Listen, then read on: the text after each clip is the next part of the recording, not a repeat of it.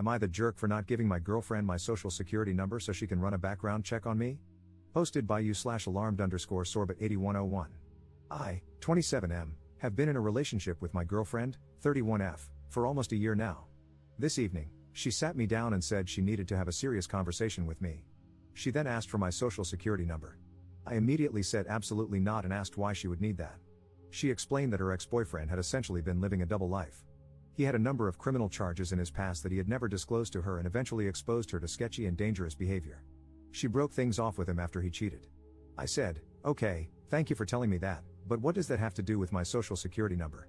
She went on to say that ever since that relationship, she's had her friend, who works for the federal government, run background checks on people she's dating to ensure they're safe. She explained that since our relationship is progressing, she needs to know I'm a safe partner, which is why she wants my SSN to check my criminal history. For the record, I don't even have a parking ticket. I'm a nerd and a gym rat. All I do is work, go to school, play board games, come home, watch anime, rinse and repeat. So I have no issue with her running a background check. I know she won't find anything.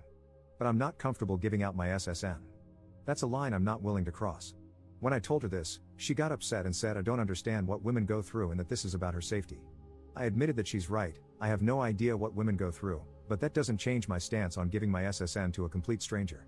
She argued that her friend isn't a stranger, he's one of her best friends and married to one of her close friends. I replied, "Honey, that's great, but I don't know him. I don't trust him because I don't know him. That's my personal information you're asking for. You can trust him with your personal information if you want, but no one I don't know is getting my SSN or critical details. It's just not happening." She then said that our relationship won't be able to progress unless I give her friend my SSN because she needs to feel safe. She also said she was offended that I don't trust her judgment in choosing friends. At that point, I got up and left, telling her that while I respect her concerns, her past trauma doesn't give her the right to strong-arm me into sharing sensitive information with someone I don't know just because he works for the federal government and has access to a database. I used to work for the federal government myself, so I know from experience that not everyone working there is automatically trustworthy. It's not that I'm assuming her friend is a bad person, but the fact that he works for the government doesn't prove anything to me. She called me insensitive and hasn't spoken to me since. Personally, I feel like she was gaslighting me into giving her what she wants, but I'm not entirely sure. Update 3 days later. After reading the comments I've been getting over the last few days, I decided to call her on New Year's Eve and give things one last chance because I'm the type of person who needs to know I did everything I could before walking away from a relationship. Some people said she has valid concerns but went about them the wrong way, which made sense. I told her, I understand and respect your need to ensure your safety, but I'm not willing to potentially compromise my safety to make you feel safe by handing over my SSN to someone I don't know and don't trust. It's illegal for him to even use a federal database for personal reasons. So that's out. But what I will do is pay for a background check of your choosing, as long as it's a legitimate service, and give you the results. I will not be providing my social security number to anyone, but my address, date of birth, etc., are all fair game. She refused and said that she had chosen a background check, having her friend do it, because she knows she can trust him. So I said, if that's how you feel and you won't budge, then the issue here is trust, and I'm not willing to stay in a relationship with a woman who doesn't trust me because of some crap that doesn't have anything to do with me. I'm not paying for another man's sins, and I'm not giving you my social security number because your ex was a criminal. She started crying and asking why I couldn't understand that it's not about me, it's about her. I said, you made it about me when you asked for my SSN. She got pissed and started accusing me of lying about caring about her safety, saying that if I really cared, I'd have no problem doing this because I don't understand how vulnerable women are in society. So I said, I was willing to work with you up to a reasonable point, but now you're just trying to manipulate me, and I don't feel safe being with you anymore.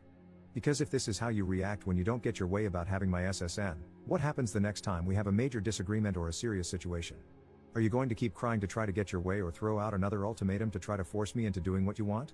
She started saying that, as a man, I can't understand what it's like to go through life as a woman and have to be afraid, and that this is what she has to do for her safety and security, and I need to just respect that and give her what she needs for her comfort. I was like, I tried to compromise, you wouldn't accept it, there's nothing more to say here. To be clear, I wasn't exactly calm. I have severe anxiety, so this was a really hard conversation for me to have. I was actively pacing around my house, sweating, and forcing the words out the entire time. Then she started crying and asking about New Year's because we were supposed to spend it with her parents.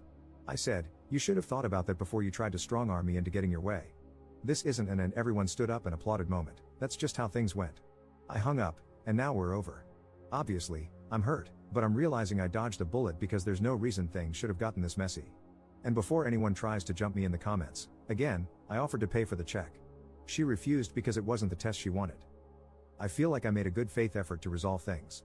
Hate to ring in the new year without a kiss under the mistletoe, but it is what it is. I don't know if she really is that concerned I'm some lunatic criminal or if she was trying to scam me like a lot of you said. Either way, it's over now.